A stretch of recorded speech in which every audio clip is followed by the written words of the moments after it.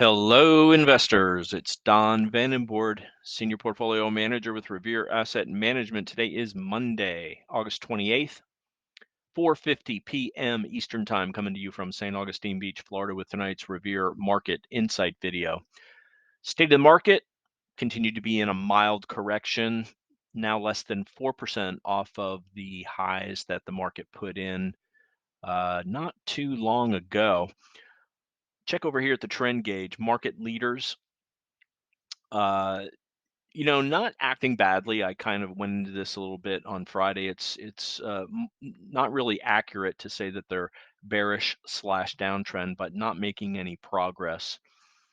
And some decent turnover 2 weeks ago and 3 weeks ago on the 21 over 21, but it kind of stabilized with the update last Friday. No changes over the weekend to the way we finalized it on Friday. Now here's where the problem is. Short term, all 5 of the major indexes below their 21-day moving average. The S&P and the the S&P and the NASDAQ 100 challenged their declining 21 EMA today 4 times intraday and were turned back each time. Break through that level would be a change in character and a definite positive for the markets. But until that level is pierced, the Bears remain in charge, and they're putting up a goal line defense. Medium term, well, the 50-day moving average is above the 21, so if we're below the 21, we're going to be below the 50 for all 5 of the major indexes. Long term, we're above the 200-day moving average on all 5. And remember, the market does not get into serious trouble as long as we stay above the 200-day moving average. That's where all bear markets occur. We're nowhere close to that. Where we really are is in a tight consolidation after a mild pullback slash correction, and the indexes and leading stocks are setting up. We just need a breakout, and we're wrapping up what is historically, we've got 3 trading sessions left in what is historically the worst month of the year. So we'll see what September brings, although September isn't necessarily a whole lot better, but not as bad as August from a seasonality standpoint. So what just happened? Gap up, but we didn't give it up this time. We stayed right in an all-day tight range base after the gap up, pretty much closing where we opened.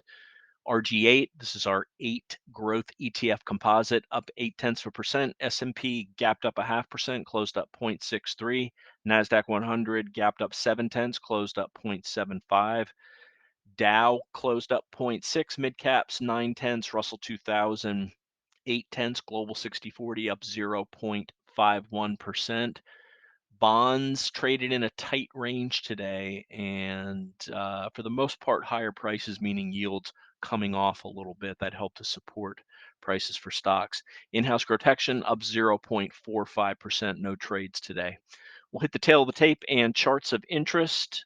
Let's get right into it. We'll start off with the S&P 500 here, and you can see this green line, the declining 21-day moving average, has been in charge for the last few weeks.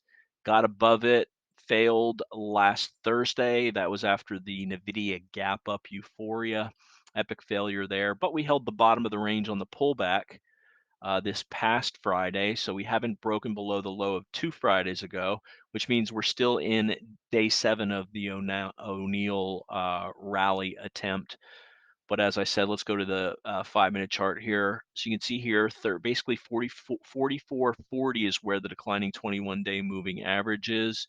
You look at a 5-minute chart, we gap up 44.38, 44.38, 44.38, 44.39.56. So within 0.5% of that level. As I said, rejected 4 times. That's very clearly the level that the bulls want to break out above, and preferably clear this 44.58 area, which was the failed breakout of last Thursday after NVIDIA's earnings. Let's go to the NASDAQ 100. Pretty similar situation.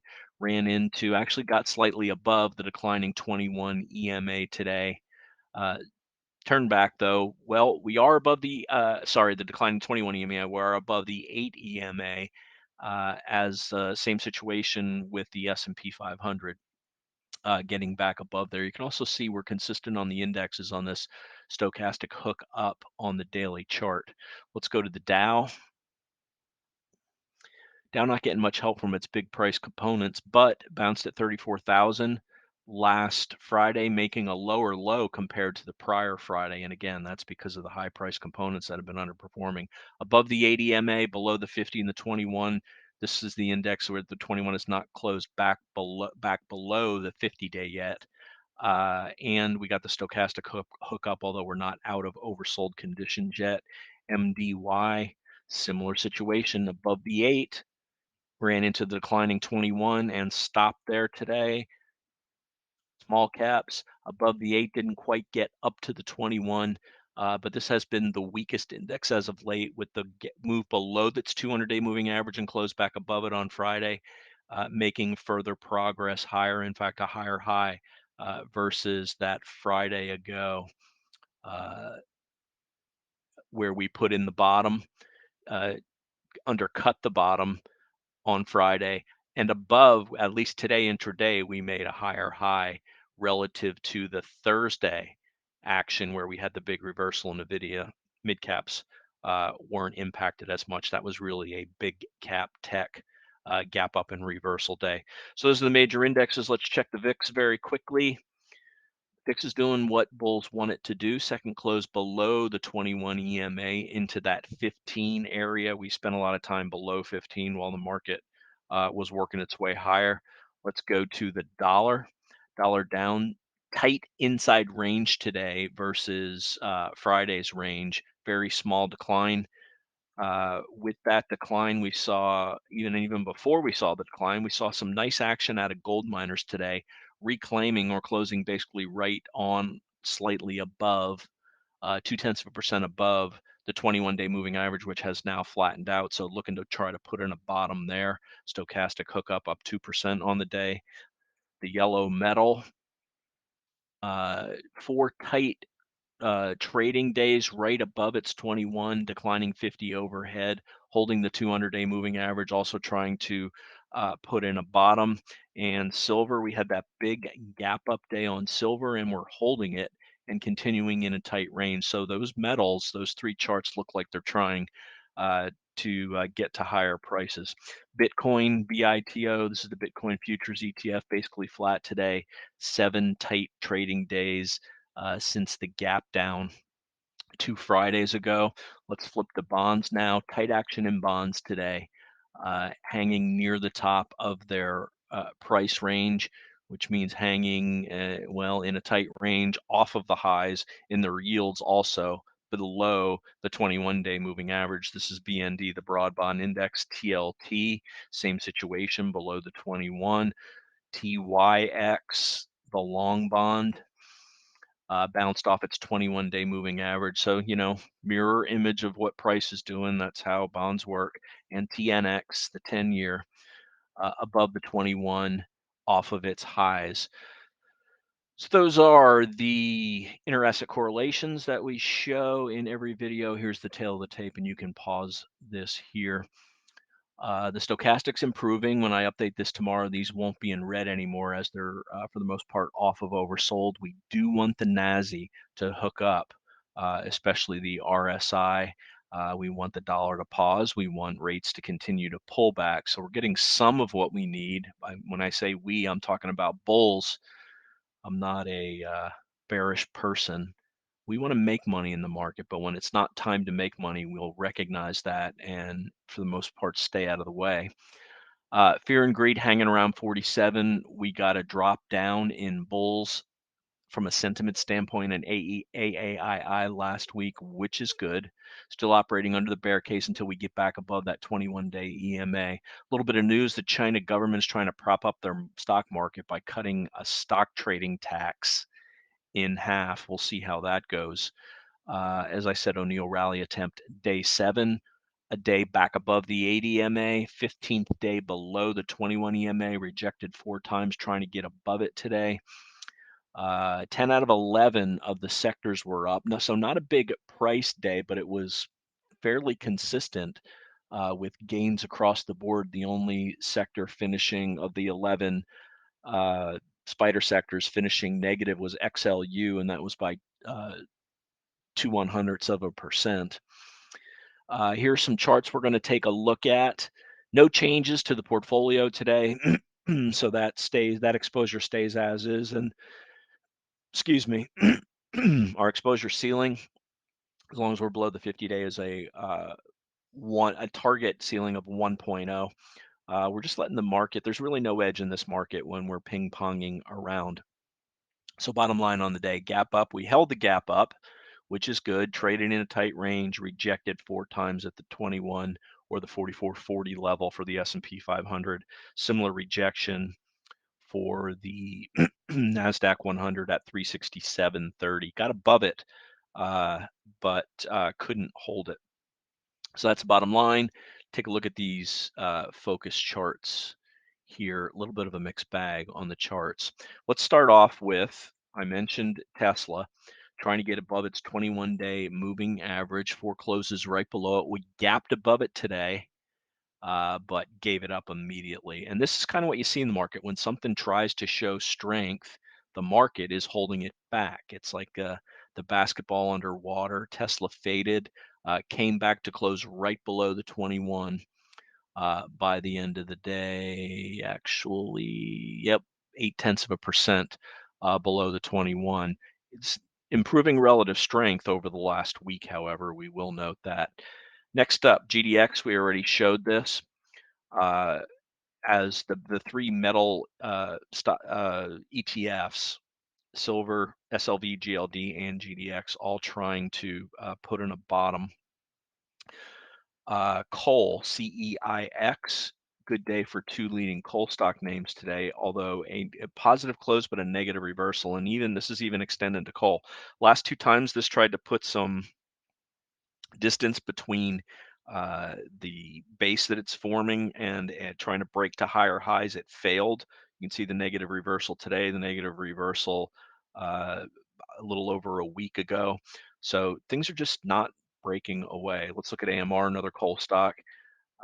Had a good day, closed mid-range, held its gap up. So this one did have a higher close right at that 200 level. Let's go over to some tech stocks and how they did. AEHR, strength all day today, got above its 50 and its 21-day moving average, closed mid-range. AAOI looked fantastic early, gave it all up though, closing actually down on the day. Big range to this stock, position size it accordingly. We noticed from our sector work that software stocks outperformed last week. Obviously, that's a good sign. That's a tech sector and it's a risk-on sector. IGV above the 21 actually has closed 3 out of the last 4 sessions above the 21, running into that 50-day moving average. So software doing better than the NASDAQ 100, and note the relative strength on IGV. That's the broad. There's a lot of big tech software stocks that look good. IGV there. Let's go to the software security index that we prefer, cyber, above the 21 and above the 50-day moving average. So we're keeping a close eye on that sector. 2 software leaders from our 2121 list, Fastly, from the computer software enterprise, the rare ascending base broke above it last Friday, extended the move today, finished quite a bit off the highs. Again, that's the market holding it back. But look at these big blue bars looking good there, Fastly. And also Splunk, another one that gapped up on earnings. 3rd day higher high. Don't see a lot of that. Double bottom, neighbor base, breakout. Good stuff out of Fastly and Splunk. They're in our top 8 as far as getting exposure if the market decides to show us something. And we're going to need some help out of Apple, which has been stymied by its declining 21-day moving average. Let's see what other of the big 7 are looking good. Google, one of the better ones, undercut and reclaimed the 21 last week. Positive finish today. Amazon, this was an earnings winner.